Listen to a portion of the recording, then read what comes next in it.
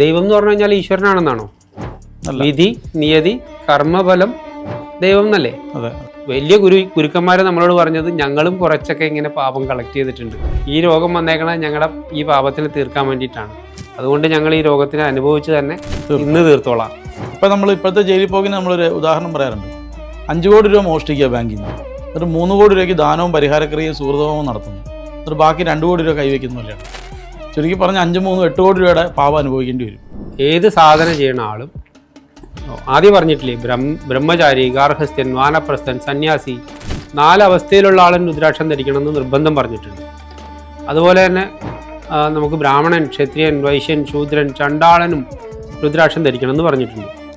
പ്രോപ്പറായിട്ട് ലോഹത്തിൽ കെട്ടിയ രുദ്രാക്ഷം വാലും തലയും പരിശോധിച്ച് ശരിയായ രീതിയിൽ പണിതെടുത്ത രുദ്രാക്ഷം ജപിക്കാനായിട്ട് ഉപയോഗിച്ചിട്ട് അത് വെച്ച് ജപിക്കുകയാണെന്നുണ്ടെങ്കിൽ ഒരു ജപം 1 കോടി ഒരു ജപം.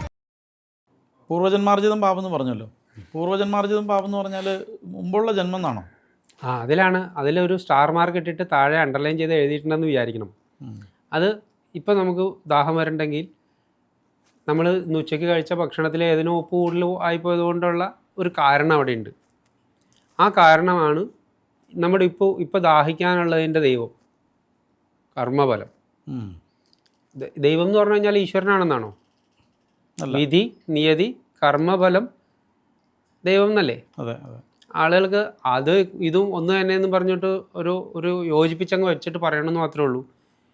സംസ്കൃതത്തിൽ സംസാരിക്കുകയാണെന്നുണ്ടെങ്കിൽ അത് പ്രത്യേകം വേറെ മനസ്സിലാക്കി വേണം വർത്താനം പറയാൻ. ദൈവം എന്ന് പറഞ്ഞാൽ കർമ്മഫലം മാത്രമായിട്ട് നിൽക്കും, ഈശ്വരൻ എന്ന് പറഞ്ഞാൽ വേറെ ആളായിട്ട് നിൽക്കും. അതിനപ്പുറത്ത് വേറെ പദങ്ങൾക്കൊക്കെ വേറെ അർത്ഥങ്ങളാണ്. അതിനനുസരിച്ച് ഉപയോഗിക്കേണ്ട സ്ഥലം മാറും. അപ്പോൾ നമ്മളിപ്പോൾ ഈ പറഞ്ഞു വന്ന കർമ്മഫലം, വിധി, അത് നമുക്ക് കഴിഞ്ഞ നിമിഷം മുതൽ മുകളിലേക്ക് എല്ലാം തന്നെ എന്ന് പറഞ്ഞെടുക്കണം. കഴിഞ്ഞ ജന്മവും ആവാം, അതിന് മുകളിലേക്കുള്ള ആദ്യ ജന്മം വരെ ഉള്ളതാവാം. എപ്പോഴാണോ നമ്മുടെ ആദ്യത്തെ ജന്മം ഉണ്ടായത് അതുവരെയും വേണമെങ്കിൽ പോയെന്ന് വരാം. പക്ഷേ ലാസ്റ്റ് മൊമെൻറ്റ് മുതൽ ബാക്കിലേക്ക് മുഴുവനും കർമ്മഫലത്തിൻ്റെ പട്ടികയിൽ വരുന്നതാണ്. അപ്പോൾ അത് പൂർവ്വജന്മം എന്ന് പറയുന്ന സാധനം മുഴുവനും അതിൽ പെടും. തൊട്ട് മുമ്പിലത്തെ നിമിഷം മുതൽ മുകളിലേക്ക് അറ്റം വരെ എല്ലാം. അത് ഏതൊക്കെയോ വേറെ ബന്ധങ്ങളുടെ ചെയിനിൽ വന്ന് പെട്ടതാണ്. തമ്മിൽ റിലേഷൻ ഉണ്ട്. അതിൻ്റെ ഭാഗമായിട്ടാണ് നമുക്ക് ഇങ്ങനെ വന്ന് കൂടുന്നത്. അതിൽ നിന്ന് നമ്മൾ സ്റ്റോർ ചെയ്ത് വെച്ചിട്ടുള്ള കർമ്മഫലത്തിലെ അനുകൂല വേദനയും പ്രതികൂല വേദനയുമായിട്ടുള്ള 2 ഉണ്ട്. അനുകൂല വേദനീയത്തിനെ പുണ്യമെന്നും പ്രതികൂല വേദനീയത്തിനെ പാപമെന്നും പറയും. ഈ പാപമാണ് രോഗങ്ങൾക്ക്, ദുഃഖങ്ങൾക്ക്, ദുരിതങ്ങൾക്ക് കാരണമായിരിക്കുന്നതെന്ന് പറഞ്ഞു വെച്ചു. മെയിനായിട്ട് ഇതെങ്ങനെയാണ് ഉണ്ടാവണമെന്ന് ചോദിച്ചു എന്നപ്പോൾ പറഞ്ഞു, ഇവിടെയാണ് ലളിതാ സഹസ്രനാമത്തിൽ നമുക്ക് പരിചയമുള്ള, നമ്മൾ ലളിതാംബികയെ പരിചയപ്പെടുത്തുന്ന അല്ലെങ്കിൽ അവരുടെ പേരായിട്ട് നമ്മൾ പറഞ്ഞിട്ടുള്ള ഇച്ഛാശക്തി സ്വരൂപിണി, ജ്ഞാനശക്തി സ്വരൂപിണി, ക്രിയാശക്തി സ്വരൂപിണി എന്നുള്ളത് പ്രാക്ടിക്കൽ ലൈഫിലേക്ക് വരാൻ പോണത്. അമ്മ പ്രാണശക്തിയാണ്. അമ്മ നമ്മുടെ ഉള്ളിലെ പ്രാണനാണ്. ആ പ്രാണൻ്റെ ചേഷ്ടകളാണ് ഇച്ഛാശക്തി, ജ്ഞാനശക്തി, ക്രിയാശക്തിയും. ഈ 3 ശക്തികളെ ആശ്രയിച്ചാണ് ഒരു വ്യക്തിയിൽ എന്ത് കർമ്മവും നടക്കുന്നത്. ആ കർമ്മത്തിൽ നിന്ന് ഉത്ഭവിക്കുന്ന ആഫ്റ്റർ എഫക്റ്റായിട്ട് വരുന്ന സംഗതി അനുകൂല വേദനീയമാണെങ്കിൽ അതിനെ പുണ്യമായിട്ടും, അത് തന്നെ പ്രതികൂല വേദനീയമാണെങ്കിൽ അതിനെ പാപമായിട്ടും നമ്മൾ കണക്കാക്കേണ്ടതുണ്ട്.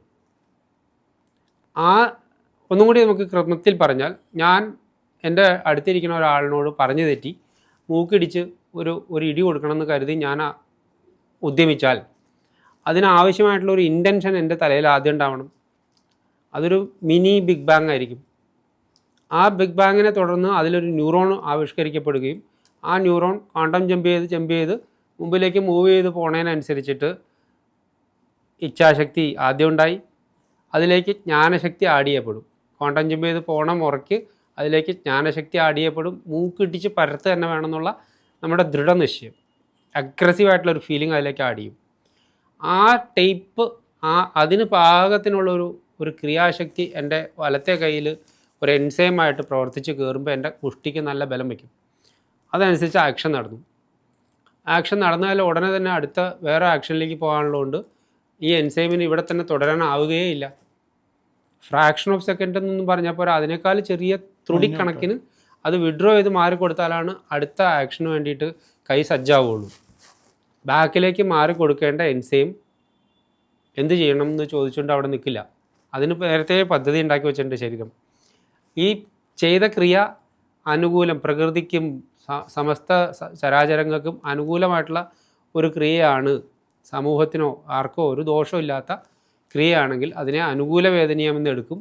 അത് ആ എൻസൈം അങ്ങനെ തന്നെ റീകൺവേർട്ട് ചെയ്ത് എനർജിയാക്കി മാറ്റി ശരീരത്തിലെ എല്ലാ സെല്ലുകളിലേക്കും സ്വാംശീകരിച്ചുകൊണ്ട് പോകും. അതിനെ പോഷണം എന്ന് കരുതാം. അതിനെയാണ് പുണ്യം എന്ന് വിളിക്കുന്നത്. ഇതേപോലെ തിരിച്ച് നമ്മൾ നെഗറ്റീവായിട്ട് ചെയ്ത കാര്യത്തിൻ്റെ കർമ്മത്തിൻ്റെ ആ എൻസൈം എനർജിയായിട്ട് കൺവേർട്ട് ചെയ്ത് ഓറയിലാണ് സ്റ്റോർ ചെയ്യേണ്ടാവുക. ഓറയിൽ വന്ന് സ്റ്റോർ ചെയ്യുക, അല്ലെങ്കിൽ വേസ്റ്റ് ബിന്നിൽ സ്റ്റോർ ചെയ്യുന്നു വിചാരിക്കണം. അങ്ങനെ വേസ്റ്റ് ബിന്നിൽ സ്റ്റോർ ചെയ്യുന്നുണ്ടെങ്കിൽ അത് വെറുതെ ഇരിക്കില്ല. അത് മറ്റതുപോലെ എല്ലായിടത്തേക്കും വ്യാപിച്ചു പോയിട്ടില്ല, ഒരിടത്ത് അക്യുമുലേറ്റഡ് ആണ്. ആ അക്യുമുലേറ്റഡ് ആയിട്ടുള്ള നെഗറ്റീവ് എനർജി അവിടെ ഇരുന്ന് വീണ്ടും നമുക്ക് പ്രേരണ തന്നുകൊണ്ടിരിക്കും, വാസനാബലം വർദ്ധിപ്പിക്കും. നമ്മുടെ ഈ കളി ഇപ്പം ചെയ്ത പോലത്തെ മൂക്കിടിച്ച് പരത്തുന്ന കളി നമുക്ക് വീണ്ടും കളിക്കാം എന്ന് തോന്നിപ്പിക്കും. നമ്മളെ കൊണ്ട് അത് വീണ്ടും വീണ്ടും ചെയ്യിപ്പിക്കാൻ വേണ്ടി പ്രേരണ തരുന്നതിനെ വാസന, ജീവികൾക്ക് ഉണ്ടാകുന്ന വാസന. അവർ ചെയ്തു നോക്കിയ കാര്യങ്ങളിൽ നിന്ന് അവർക്ക് വീണ്ടും വീണ്ടും വാസന ഇങ്ങനെ വർദ്ധിപ്പിച്ചുകൊണ്ടിരിക്കും.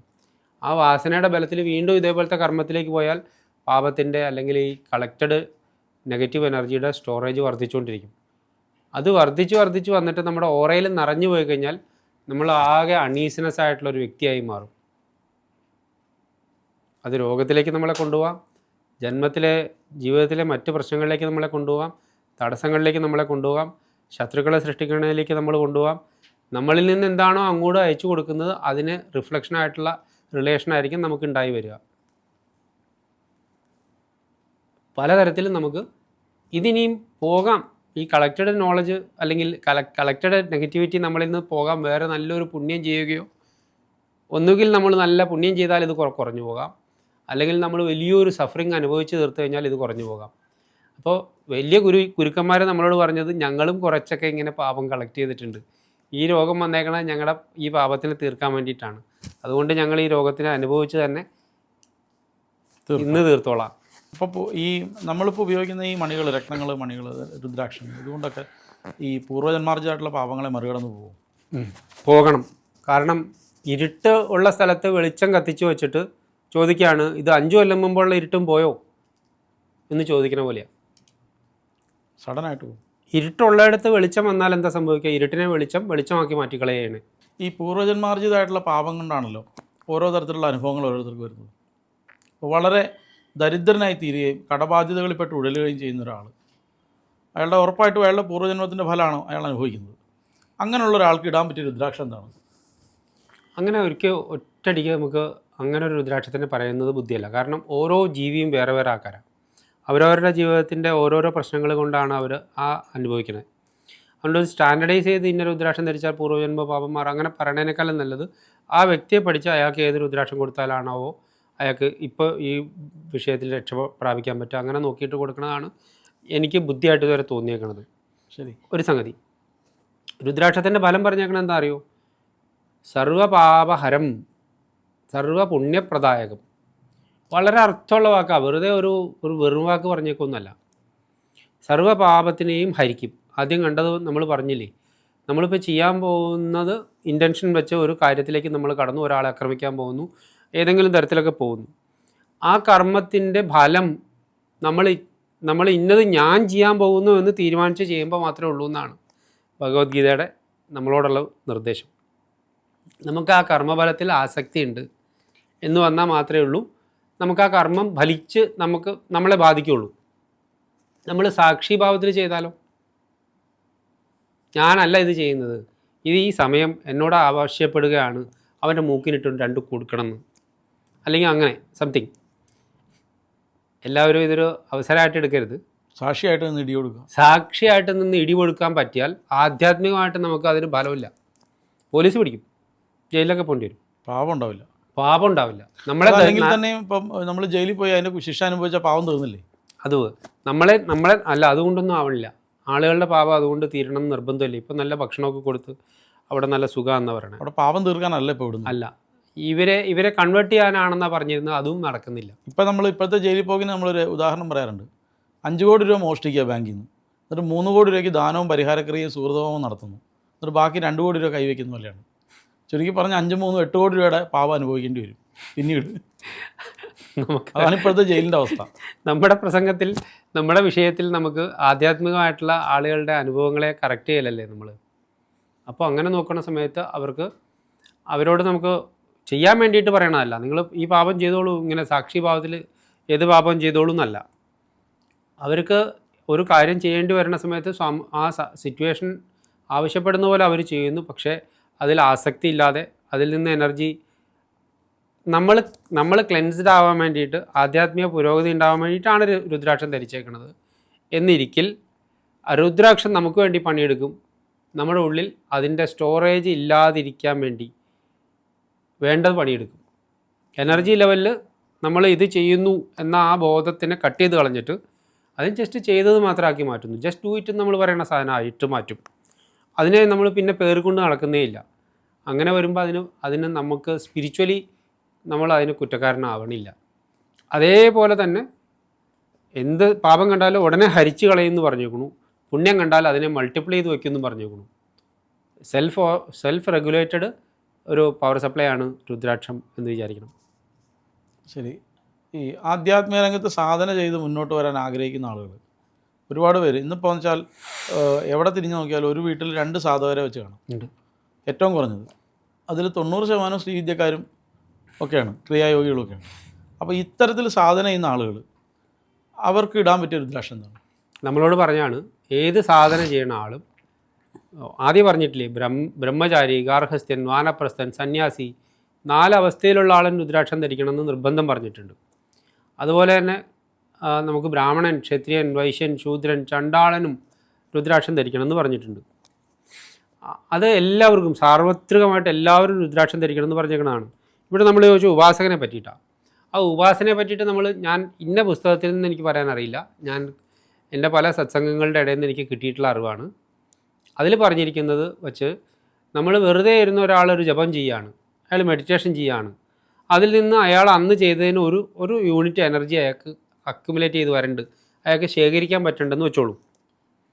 അപ്പം നമ്മൾ എണ്ണം പിടിച്ചിട്ടാണല്ലോ ജപിക്കണേ. ആ ജപത്തിന് അതിൻ്റെ RPM വർദ്ധിപ്പിക്കാൻ വേണ്ടിയുള്ള കാര്യങ്ങളെ പറ്റിയിട്ട് നമ്മുടെ ശാസ്ത്രങ്ങൾ പറഞ്ഞു വെച്ചിട്ടുണ്ട്. നിങ്ങൾ ചെയ്യുന്ന ജപം ഒന്ന് മൾട്ടിപ്ലൈ ചെയ്ത് ചെയ്യണം, ഉഷാറാക്കി ചെയ്യണം. ഇത്തിരി ചെയ്യുമ്പോഴത്തേക്കും ഒത്തിരി ഫലം കിട്ടണം. അതിനൊരു മാർഗ്ഗമുണ്ടോ? ഉണ്ട്. അതിന് വേണ്ടിയിട്ടാണ് നമ്മളോട് പവർ പ്ലേസിൽ പോയിരുന്നിട്ട് ജപിക്കാൻ പറഞ്ഞേക്കുന്നത്. നിങ്ങൾ നിങ്ങളുടെ പൂജാമുറിയിൽ ഒരേ സ്ഥലത്ത് തന്നെ ഇരുന്ന് ജപിക്കുക എന്നത് ഒരു പവർ പ്ലേസ്. ഒരേ സമയത്ത് തന്നെ ചെയ്യുക എന്നുള്ളത് വേറൊരു പവർ ഐറ്റം. നിങ്ങളുടെ പൂജാമുറിയിൽ ഇരുന്ന് ചെയ്യുന്നത് ഏറ്റവും ഉത്തമം. അതിനേക്കാൾ നല്ലതാണ് നിങ്ങൾ ക്ഷേത്രത്തിൽ പോയിരുന്ന് ജപിച്ചാൽ. അതിനേക്കാൾ നല്ലതാണ് നിങ്ങൾ ഉത്തുംഗമായിട്ടുള്ള ഏതെങ്കിലും പർവ്വതത്തിൻ്റെ മുകളിൽ പോയിരുന്നിട്ട് ജപിച്ചാൽ. ഒഴുക്കുള്ള വെള്ളത്തിൻ്റെ അവിടെ എനർജി കട്ട് ചെയ്തുകൊണ്ടേയിരിക്കുകയാണ് ഒഴുക്കൽ. ആ എനർജി കട്ട് ചെയ്യുന്ന സ്ഥലത്ത് നിങ്ങൾ പോയിരുന്ന് ജപിച്ചാൽ, ഇളകി ആടുന്ന മരത്തിൻ്റെ ചുവട്ടിലിരുന്നിട്ട് ജപിച്ചാൽ, ഇല ഇളകിക്കൊണ്ടേയിരിക്കുന്ന മരത്തിൻ്റെ ചുവട്ടിലിരുന്ന് ജപിച്ചാൽ, അതുപോലെ ഏറ്റവും പവർഫുള്ളായിട്ടുള്ള ഗോവിൻ്റെ സമീപത്തിരുന്ന് ജപിച്ചാൽ, ഗോശാലയിലിരുന്ന് ജപിച്ചാൽ, എന്താ അവിടെ ഗോവിൻ്റെ എനർജി എന്ന് പറയുന്നത്, ഓറ എന്ന് പറയുന്നത് ഏതൊരു സാധനത്തിനെ പോലും വച്ച് കമ്പയർ ചെയ്യാൻ പറ്റാത്ത, രുദ്രാക്ഷം പോലും വച്ച് കമ്പയർ ചെയ്യാൻ പറ്റാത്ത അത്ര വലിയ ഓറയുള്ള ഒരു ജീവിയാണ് പശു. അത് ഗോവാണ്, പശുവല്ല. മുതുകത്ത് മുഴയുള്ളതും താടയുള്ളതും ഇപ്പോൾ നമ്മൾ വെച്ചൊരു പശു, കാസർഗോഡ് കുള്ളൻ എന്നൊക്കെ പറയുന്ന മാതിരിയിൽ വരുന്ന മുതുകത്ത് മുഴയുള്ള ആ ഗോവ്, അത് മാത്രമേ ഗോവാവുള്ളൂ. ആ ഗോവിൻ്റെ സമീപത്തിരുന്ന് ജപിക്കാൻ പറയണു, വേശ്യാലയത്തിലിരുന്ന് ജപിക്കാൻ പറയണു. ഹൂ ഹാ ഹാ എന്നൊക്കെയുള്ള ശബ്ദങ്ങൾ കൊണ്ട് ആളുകൾ അവർ രസിക്കുന്ന ആ സ്ഥലത്തിരുന്ന് ജപിക്കാൻ വേണ്ടിയിട്ട് പറയണു. ശ്മശാനത്തിൽ പറയണു, വിദ്യാലയം. ഇതൊന്നും കിട്ടാതെ വന്നാൽ അവർ ജപിക്കാൻ വേണ്ടി, പവർ വർദ്ധിപ്പിക്കാൻ വേണ്ടി വേറെ പറഞ്ഞേക്കുന്നുണ്ട്. സ്ഫടികം ജപിക്കാനായിട്ട് ഉപയോഗിക്കുകയാണെന്നുണ്ടെങ്കിൽ ഒരു ജപം 1,00,001 ജപമായിട്ട് RPM വർദ്ധിക്കും. അതുപോലെ പ്രോപ്പറായിട്ട് ജപമാലയൊന്നും അല്ലേ, വെറുതെ 100 രൂപയുടെ ജപമാല മേടിച്ചിട്ട് ജപിച്ചാലൊന്നും സംഭവിക്കാൻ പോണില്ല. പ്രോപ്പറായിട്ട് ലോഹത്തിൽ കെട്ടിയ രുദ്രാക്ഷം വാലും തലയും പരിശോധിച്ച് ശരിയായ രീതിയിൽ പണിതെടുത്ത രുദ്രാക്ഷം ജപിക്കാനായിട്ട് ഉപയോഗിച്ചിട്ട് അത് വെച്ച് ജപിക്കുകയാണെന്നുണ്ടെങ്കിൽ ഒരു ജപം 1 കോടി 1 ജപം ജപിക്കാൻ എടുക്കണമെന്നില്ല. നമ്മൾ ധരിച്ച പോലത്തെ മാല ധരിച്ചാൽ മതി ആളുകൾ. അപ്പോൾ അവരുടെ ജപസംഖ്യ വർദ്ധിച്ച് 1 കോടി 1 ജപമാവും. ഒരു ക്രിസ്റ്റലുകൾ വെച്ചിട്ട് മെഡിറ്റേഷൻ ചെയ്യുന്ന പദ്ധതിയുണ്ട്. ജപിക്കാനിരിക്കുന്ന ആളുടെ മൂന്ന് കോണായിട്ട് ത്രികോണം പോലെ 3 ക്രിസ്റ്റലുകൾ, പെൻസിൽ പോലുള്ള ക്രിസ്റ്റലുകൾ അവരുടെ ദൂരത്തിൽ കൊണ്ടുവന്ന് വെച്ച് സെറ്റ് ചെയ്തിട്ട് അത് എത്ര ദൂരത്താണ് വെച്ചേക്കുന്നത് അത്രയും നമ്മുടെ ഓറ ഇൻസ്റ്റൻ്റായിട്ട് എക്സ്പാൻഡ് ചെയ്യണ കാണാൻ പറ്റും. അത് ഏത് സാധാരണക്കാരൻ എന്ത് ജപിക്കാൻ തുടങ്ങിയാലും മെഡിറ്റേഷൻ ചെയ്യാൻ തുടങ്ങിയാലും ആ പരിധി കടന്ന് ഒരു പൂച്ച പ്രവേശിച്ചാലും കൂടി നമ്മൾ അറിയാം. പൂച്ചയാണ് ഏറ്റവും പതുക്കെ വരണത്, നമ്മൾ അറിയ പോലും ഇല്ലാതെ വരണത്. ആ പൂച്ചയാണ് പ്രവേശിക്കണമെന്നും കൊണ്ടേക്ക് കൂടി നമ്മുടെ ഓറയിൽ അതിനൊരു ഒരു ഒരു വ്യതിയാനം വരുത്തി കാണിച്ചു തരാൻ വേണ്ടിയിട്ട് പറ്റും. ഇപ്പോൾ ക്രിസ്റ്റലുകൾ ഉപയോഗിച്ച് മെഡിറ്റേഷൻ ചെയ്യുന്നുണ്ട്, ക്രിസ്റ്റലുകൾ ഉപയോഗിച്ച് ജപിക്കാനായിട്ടുള്ള പീഠം ഉണ്ടാക്കാൻ പറ്റും, ക്രിസ്റ്റലുകൾ കൊണ്ട് നമുക്ക് മെഡിറ്റേഷൻ റൂം ഉണ്ടാക്കാൻ പറ്റും, പൂജാമുറി ഉണ്ടാക്കാൻ പറ്റും. നമ്മുടെ തന്നെ അവിടെ നമുക്ക് വെച്ചേക്കുന്ന ക്രിസ്റ്റലിൻ്റെ പവർ അവിടെ വരണ ഓരോരുത്തരും നമ്മളോട് പറഞ്ഞിട്ട് പോകുന്നുണ്ട്. നമ്മുടെ അവിടെ വരുമ്പോഴത്തേക്കും ഒരു ശാന്തത വരേണ്ടെന്ന്. കോസ്മോക്കിൽ വരുമ്പോൾ അവിടെ ഒരു ക്രിസ്റ്റലുണ്ട് നമുക്ക്